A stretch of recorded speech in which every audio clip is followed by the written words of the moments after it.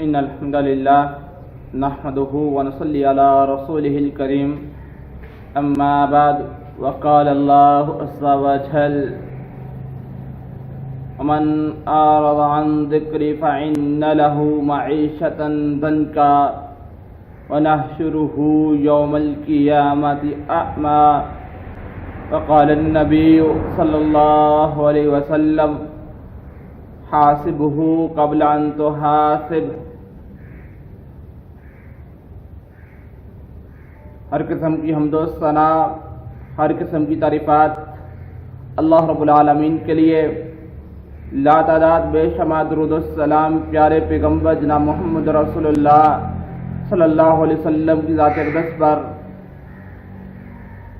معزز سامعین اور سامعات،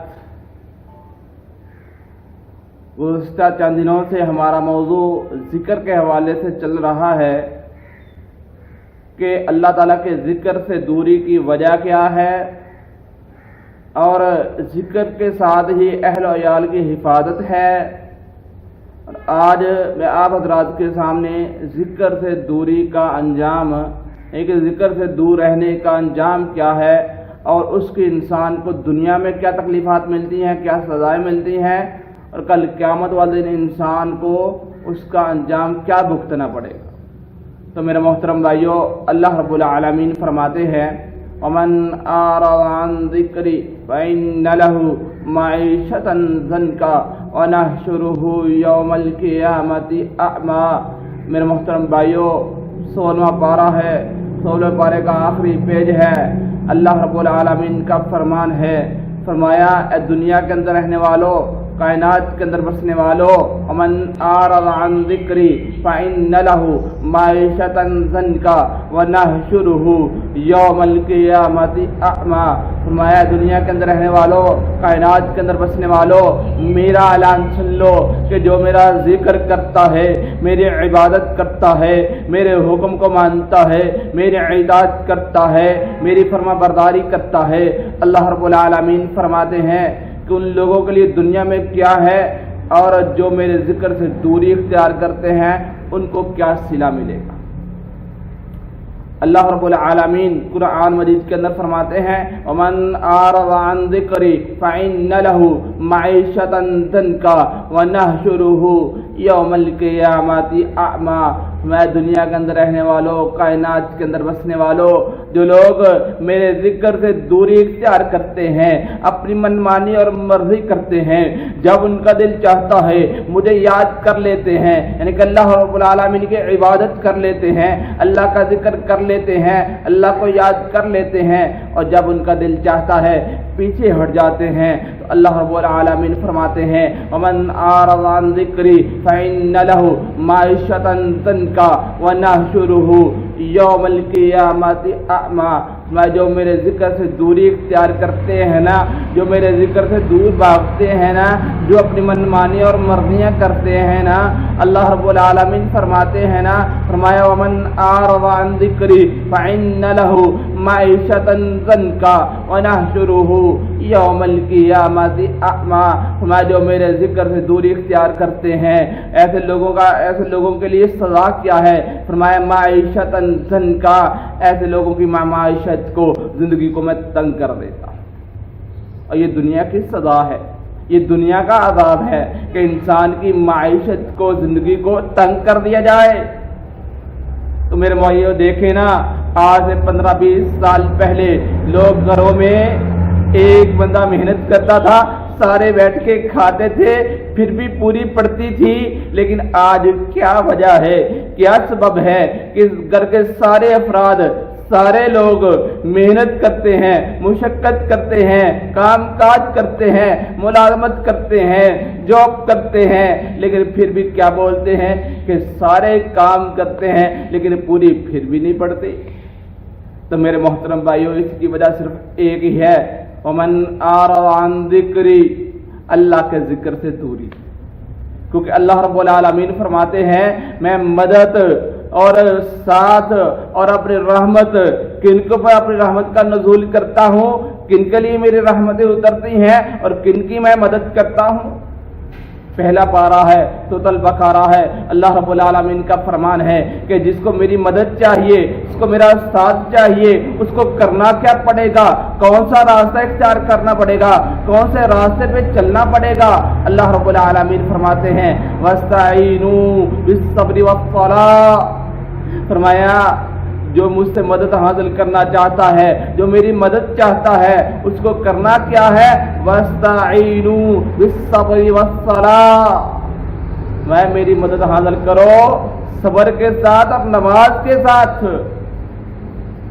اور اللہ رب العالمین کیا فرماتے ہیں، فرمایا فَاذْكُرُونِي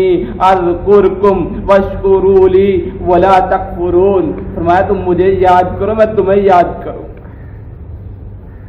اور میری نعمتوں کی شکر گزاری کرو، شکر ادا کرو،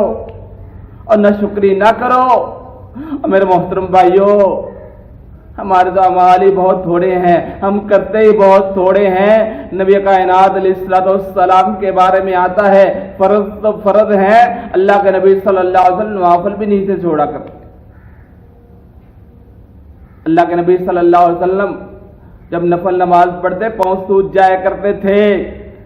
آج ہم محنت کرتے ہیں، مشقت کرتے ہیں، تو پھر ہمارے پاؤں تھکتے بھی ہیں، سوجتے بھی ہیں، سن بھی ہوتے ہیں، پتہ نہیں کیا کچھ ہوتا ہے، لیکن نبی صلی اللہ علیہ وسلم جب نفل نماز کے لیے کھڑے ہوتے، اتنی ماشاءاللہ تلاوت کرتے، اتنا زیادہ قرآن پڑھتے کہ اللہ کا نبی صلی اللہ علیہ وسلم کے پاؤں سوج جایا کرتے تھے، اور پوچھنے والے پوچھتے تھے، سوال کرنے والے سوال کرتے تھے، اللہ کے نبی جی آپ معصوم عن الخطا ہیں، غلطیوں سے پاک ہیں، آپ کا گناہ کوئی نہیں ہے، غلطی کوئی نہیں ہے، آپ پھر بھی اتنی مشقت کا سامنا کیوں کرتے ہیں، اتنی مشقت کیوں اٹھاتے ہیں؟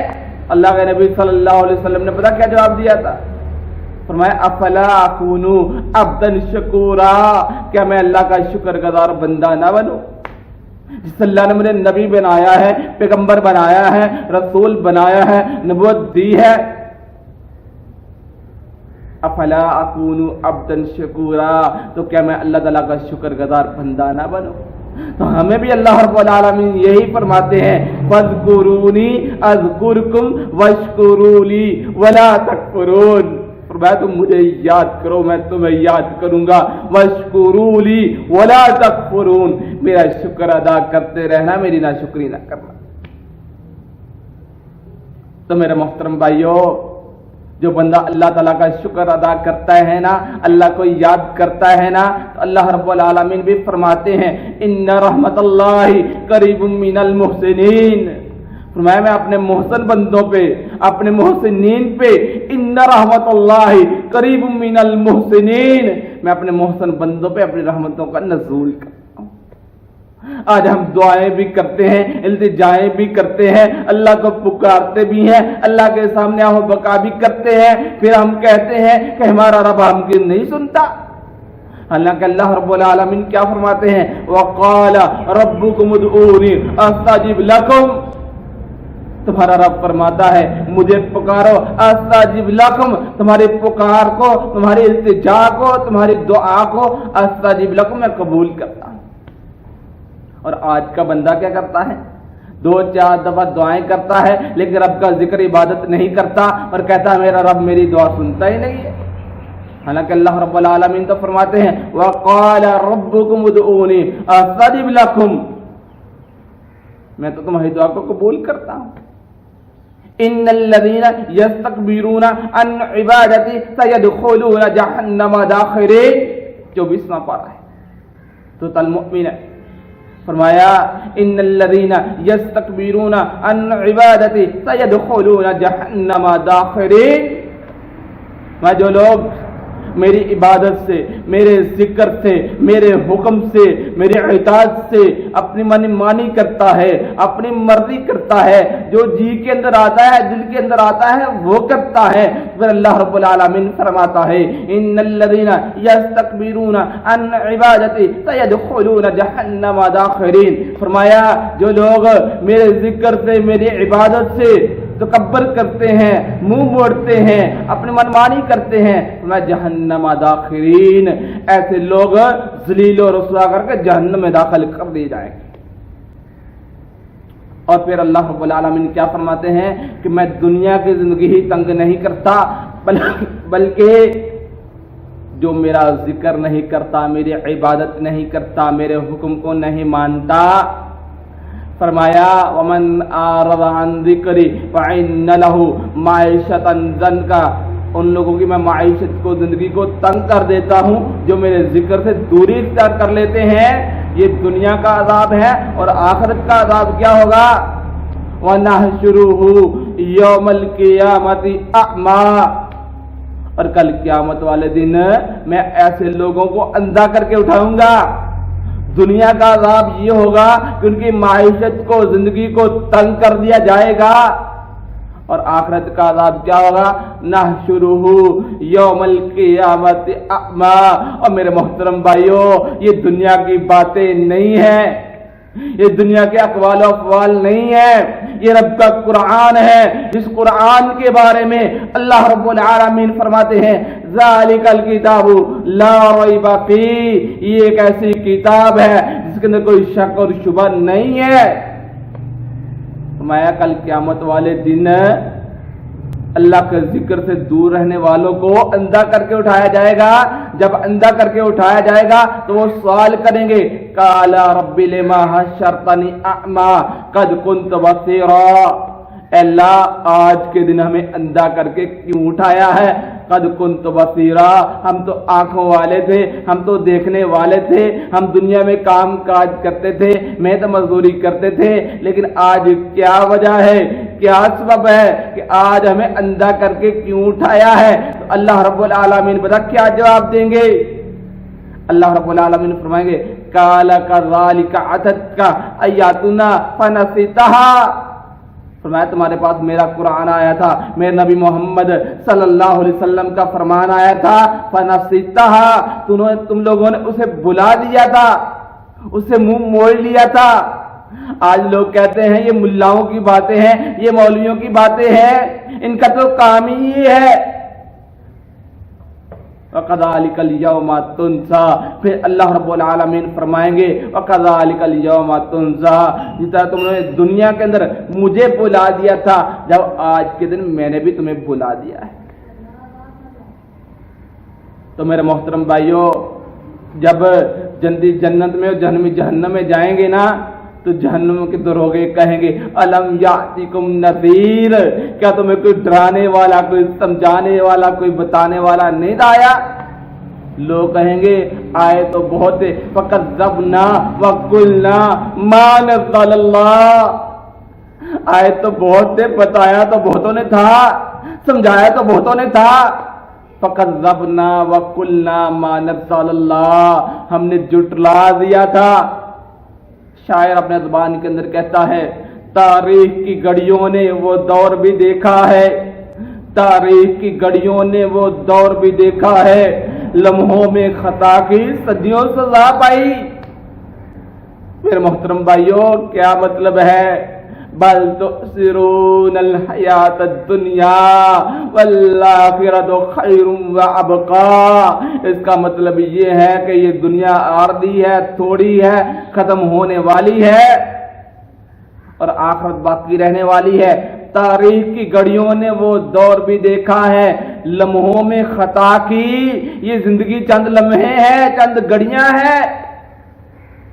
لمحوں میں خطا کی، صدیوں سزا پائی، والآخرۃ خیر وابقا، آخرت باقی رہنی ہے اور ہمیشہ رہنی ہے، اور ہم چند لمحوں میں رب کی نافرمانی کر کے، اپنی من مانی اور مرضی کر کے، اللہ کا ذکر سے دوری اختیار کر کے ہم یہ دنیا تو گزار لیں گے، لیکن اگلی زندگی کیسے گزرے گی؟ تو میرے محترم بھائیوں، دونوں زندگیاں گزارنے کے لیے، اچھی گزارنے کے لیے، صحیح گزارنے کے لیے ہمیں ان الذین قالوا ربنا اللہ ثم استقاموا، جب ہم کہتے ہیں کہ ہمارا رب اللہ ہے، ثم استقاموا، پھر ہمیں اس کے اوپر ڈٹ جانا چاہیے، استقامت اختیار کرنی چاہیے، تاکہ ہماری یہ دنیا بھی بن جائے اور وہ دنیا بھی بن جائے، اور کل قیامت والے دن اللہ رب العالمین ہمیں جہنم سے بچا کے جنت کا وارث بنا دے۔ اللہ تعالیٰ سے دعا ہے کہ اللہ تعالیٰ بات کو سمجھ کر اس کو پر عمل کرنے کی توفیق عطا فرمائے۔ ما علینا الا البلاغ المبین والحمد للہ رب العالمین۔